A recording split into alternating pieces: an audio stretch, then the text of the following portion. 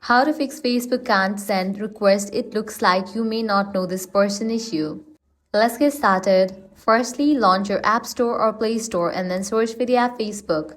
After app appears, if you find the option of update, just click on it and update the app to its latest version. Next thing you want to do is launch your Facebook app. Make sure you have already logged into your account. Now navigate to the menu page, scroll down and head over to the option Help and Support. Select the option Report a Problem. Click on the option Continue to Report. Click on the option Don't Include. Now from this list of features, select Friend Request. Now over here you will need to briefly explain about the issue that you are not able to send friend request. After you type in that, you can submit it. With that, Facebook support team will get back to you. Then you can have detailed conversation, and with that your issue might be fixed.